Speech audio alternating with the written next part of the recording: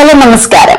ആൾക്കാർ നമ്മളെ മാനിപ്പുലേറ്റ് ചെയ്യാനായിട്ട് യൂസ് ചെയ്യുന്ന ഒരു ടെക്നിക്കാണ് ബ്ലെയിം ഷിഫ്റ്റിംഗ് എന്ന് പറയുന്നത്. അതായത് ഈ ബ്ലെയിം ഷിഫ്റ്റ് ചെയ്യുന്ന ആളും നമ്മളെ അറിയിക്കത്തില്ല, നമ്മളും അറിയത്തില്ല എന്താണ് അവർ ബ്ലെയിം ഷിഫ്റ്റിംഗ് നടത്തുവാണെന്നുള്ളത്. അതായത് ഇവരിപ്പോ പറയും, നീ അങ്ങനെ പ്രവർത്തിച്ചത് കൊണ്ടാണ് ഞാൻ അങ്ങനെ പെരുമാറിയത്, അല്ലെ നീ അങ്ങനെ പറഞ്ഞത് കൊണ്ടാണ് ഞാൻ അങ്ങനെ പ്രവർത്തിച്ചത്.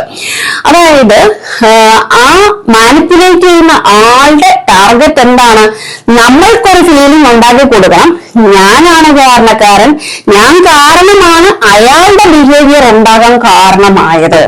അതായത് ആ വ്യക്തി മാനിപ്പുലേറ്റ് ചെയ്യുന്ന വ്യക്തിയുടെ സ്വഭാവം അയാൾ കാരണമാണല്ലോ യഥാർത്ഥത്തിൽ.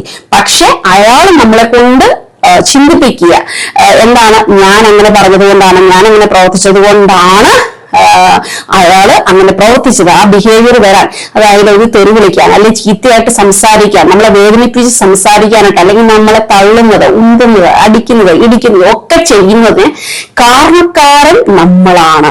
അതാണ് അയാളുടെ ലക്ഷ്യം. അപ്പൊ നമ്മുടെ പാർട്ട്ണർ അങ്ങനെ നമ്മളെ ചെയ്യുന്നുണ്ടെങ്കിൽ നമ്മൾ മനസ്സിലാക്കുക അത് അയാളുടെ മാനിപ്പുലേഷൻ ടെക്നിക്കാണെന്ന് മനസ്സിലാക്കിക്കൊണ്ട് നല്ലൊരു വൈകാരിക ബുദ്ധിയിൽ മുന്നോട്ട് പോകാൻ നമ്മൾ ശ്രമിക്കുക.